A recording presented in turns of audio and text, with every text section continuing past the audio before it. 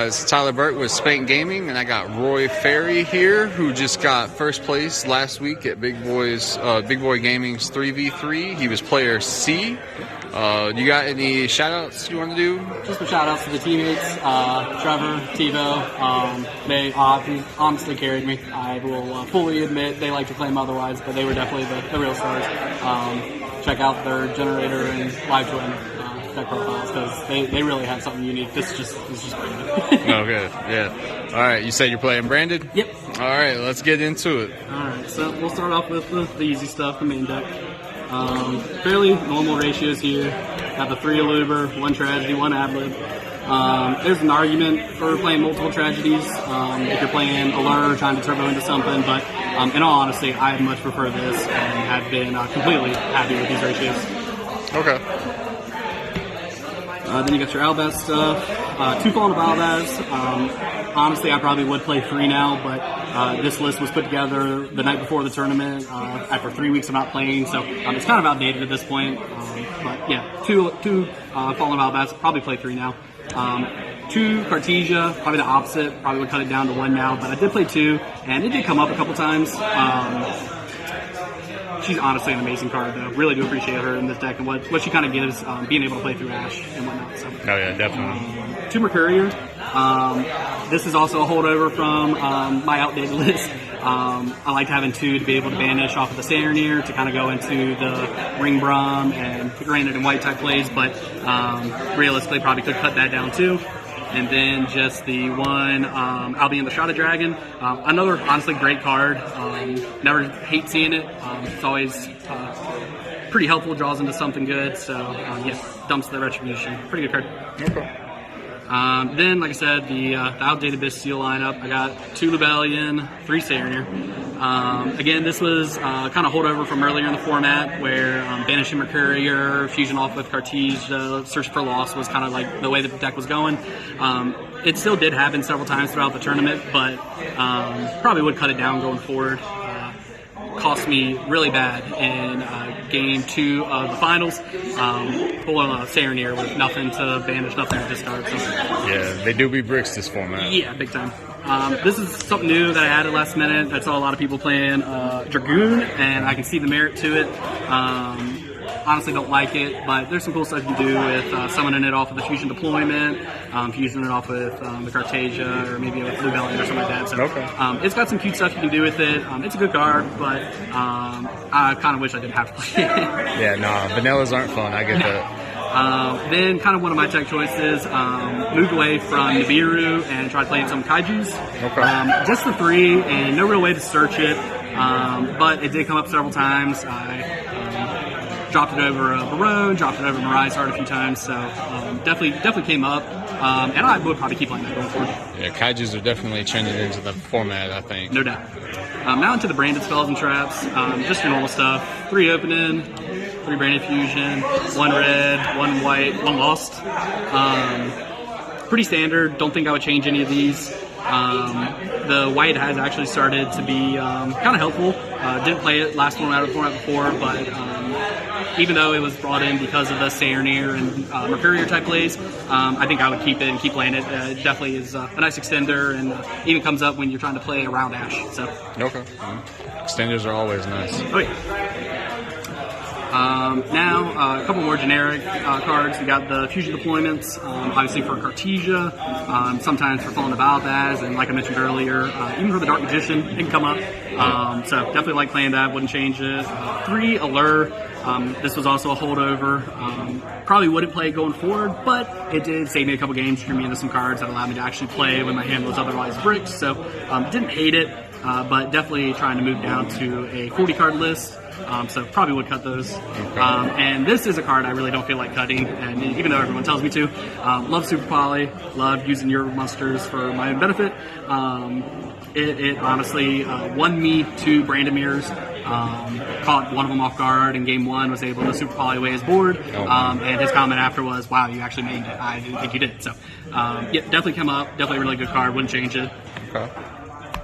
And then just some generics. You got your Foolish Burial, Gold Sark. Both are kind of starters, extenders.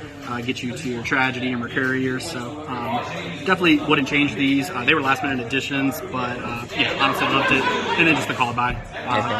The deck is don't ash me, essentially. Yeah. So gotta play it. Yeah, ash hurts for sure. Yep.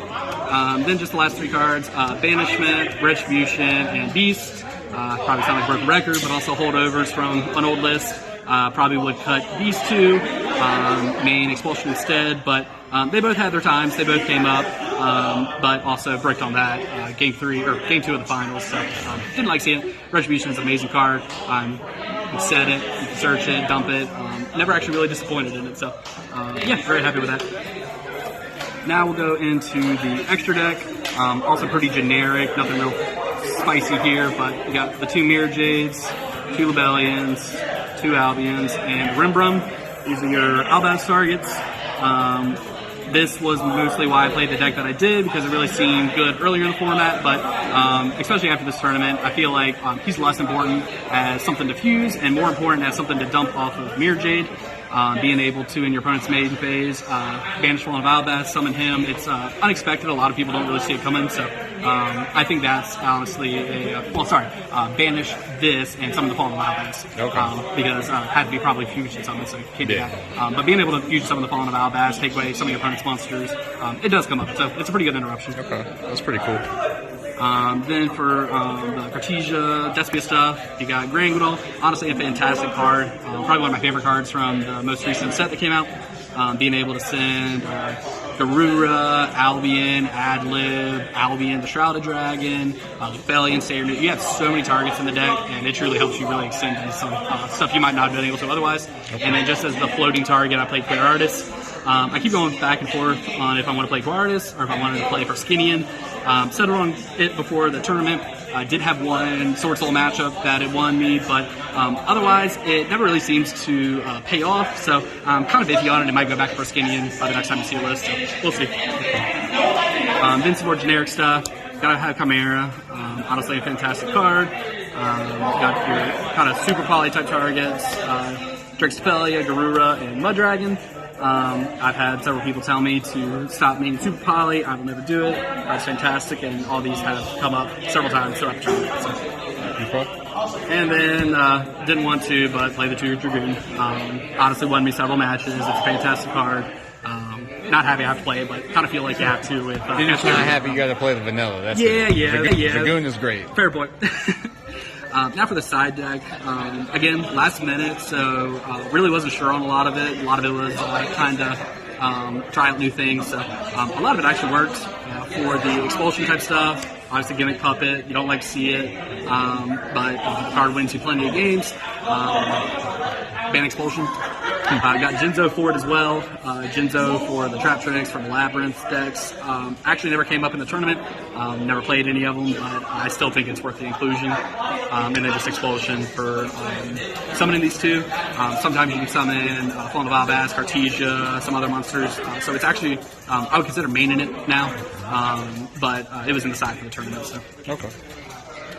Then you got your cross-out type stuff, 3 cross-outs. Side cross-outs, okay. Yeah, that is something that they have told me to swap out Super Polis for, main the cross-outs, main 3 Ash.